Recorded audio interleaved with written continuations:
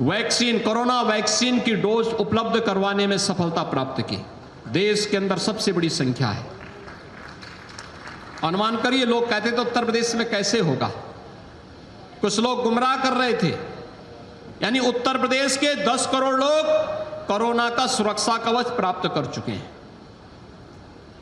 और आपके इसी जज्बे ने उत्तर प्रदेश से कोरोना को एक प्रकार से लगभग समाप्त सा कर दिया है।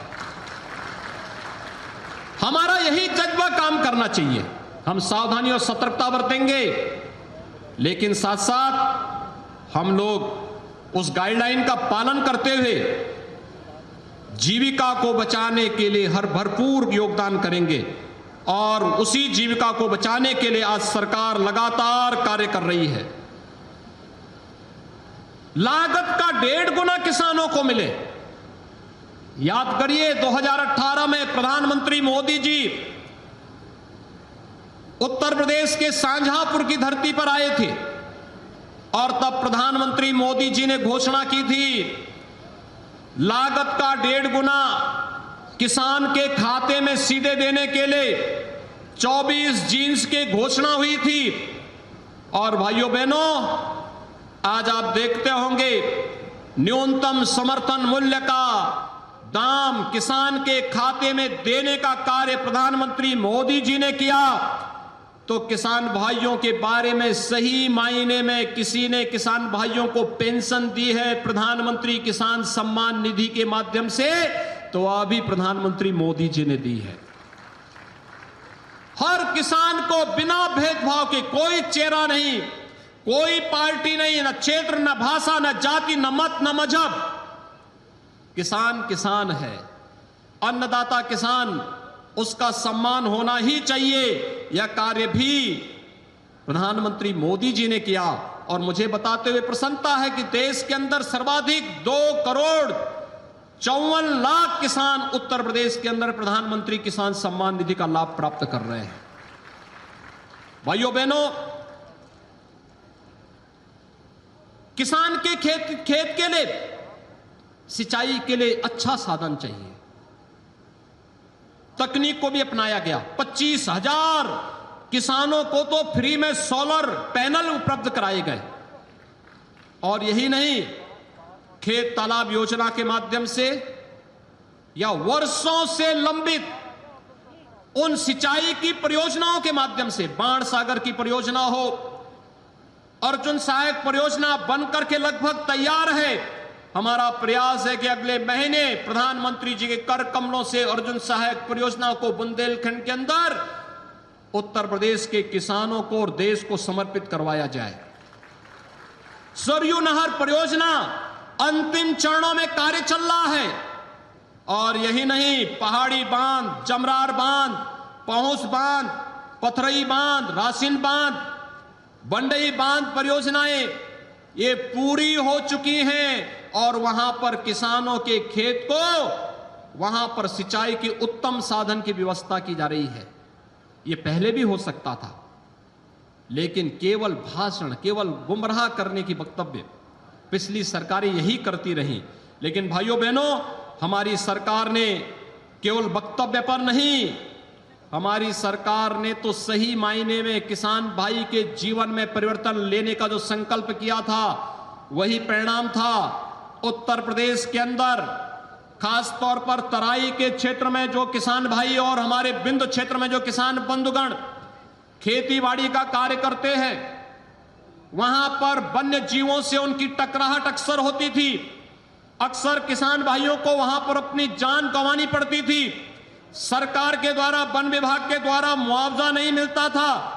हमारी सरकार ने निर्णय लिया कि हम इसको आपदा में घोषित करेंगे और अगर किसी किसान का, किसान के परिवार की किसी की क्षति होगी तो या तो वह आपदा राहत के मद से हम उसको 4 लाख रुपया देंगे, और नहीं तो कृषक दुर्घटना योजना के अंतर्गत से सम्मिलित करते हुए किसान हो या बटाईदार, प्रत्येक को 5 लाख रुपए की सहायता इस मामले में देने का कार्य करेंगे।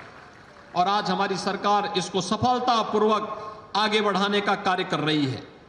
भाइयों बहनों, किसान भाइयों के बारे में बड़ी बड़ी घोषणाएं पहले होती थी, लेकिन जमीनी हकीकत क्या थी? जमीनी हकीकत से इसका कोई लेना देना नहीं था। आज हम सब आपके बीच आए हैं। मैं धन्यवाद दूंगा उत्तर प्रदेश गन्ना विभाग को।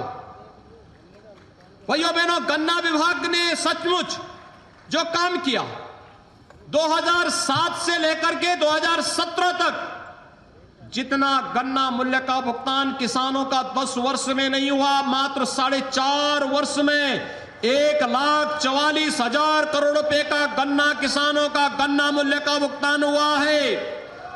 और हम लोगों ने तय किया है कि 30 नवंबर तक अधिकतर गन्ना मूल्य का भुगतान करने की कार्रवाई होने के साथ साथ चीनी मिलों को फिर से संचालित करने की व्यवस्था भी हम करेंगे।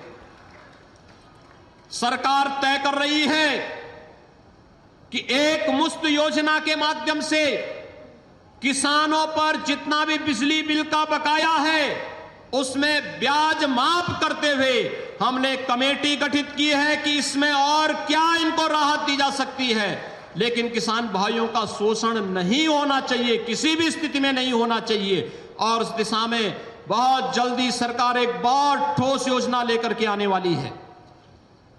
भाइयों बहनों, आज उसी क्रम को आगे बढ़ाते हुए यहां पर मैं धन्यवाद दूंगा किसान मोर्चा के अपने पदाधिकारियों को, जिन्होंने किसान सम्मेलन के माध्यम से सरकार की नीतियों का समर्थन करते हुए उसे जन जन तक पहुंचाने का कार्य किया है।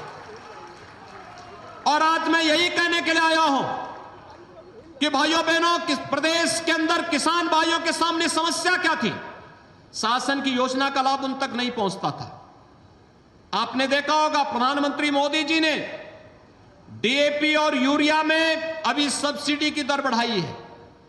1200 रुपए डीएपी के प्रति बोरे में सब्सिडी दी है। जो यूरिया और डीएपी महंगी हो रही थी उसका लाभ उन्हें दिया, बीज में सब्सिडी का लाभ उन्हें दिया। प्रदेश के अंदर बीज और खाद की कमी किसानों के लिए नहीं होने दी। और यह वही उत्तर प्रदेश है, पहले किसान भाई को लाइट मिलती नहीं थी, बिजली के लिए रात्रि को जाता था तो सुरक्षा नहीं मिलती थी, और अगर मोटर खेत में छोड़ के कभी चलाया तो अगले दिन मोटर भी गायब हो जाती थी। कभी रात्रि के अंधेरे में निकलता था तो जान गंवानी पड़ती थी। भाइयों बहनों, आपने देखा होगा पिछले 4.5 वर्ष के अंदर प्रदेश के अंदर कोई दंगा नहीं हुआ है।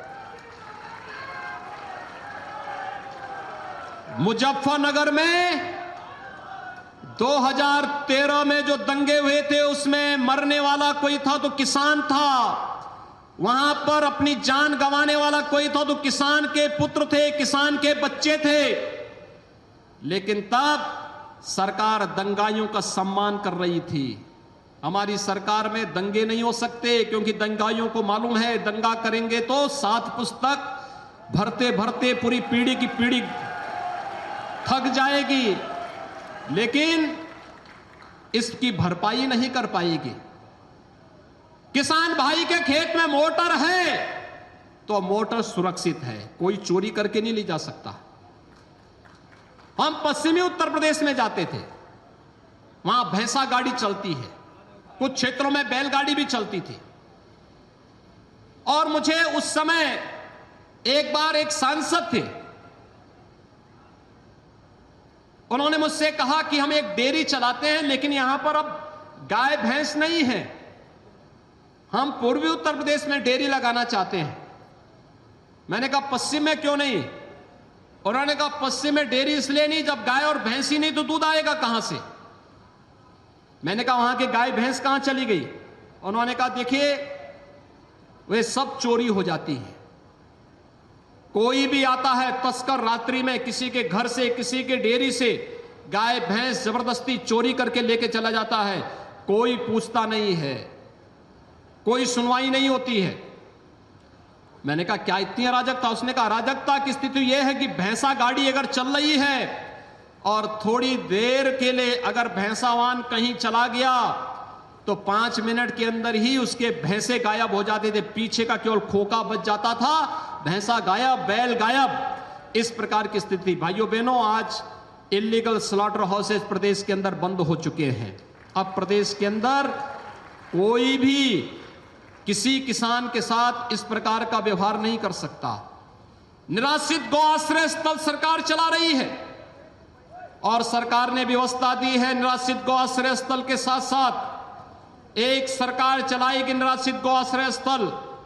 दूसरा, अगर कोई किसान भाई अपने घर में 4 गोवंश तक रखना चाहता है, हर गोवंश का हर महीने 900 रुपए सरकार उस किसान को उपलब्ध कराएगी।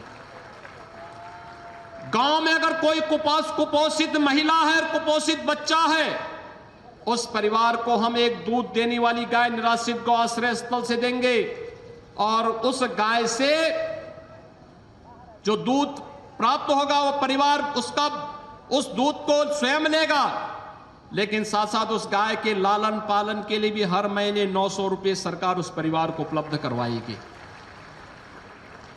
इन योजनाओं के माध्यम से हम लोग गौरक्षा का काम भी कर रहे हैं और किसान भाइयों के सम्मान और स्वावलंबन की रक्षा भी कर रहे हैं। भाइयों बहनों, जब अच्छी सरकार होती है तो सकारात्मक दिशा में सरकार के प्रयास आगे बढ़ते हैं। वे सकारात्मक प्रयास यही होते हैं जिस दिशा में आज सरकार आगे बढ़ रही है। और आज जब आप यहां पर आए हैं, मैं जानता हूं आप सभी उत्सुक होंगे और उत्सुकता आपकी सबकी होगी। आपने बोला नहीं, लेकिन आपने पिछली बार कहा था कि धान के किसानों के मुकदमे वापस होने चाहिए। धान के पराली में जो मुकदमे वापस हुए थे, हमने सारे मुकदमे वापस कर दिए हैं।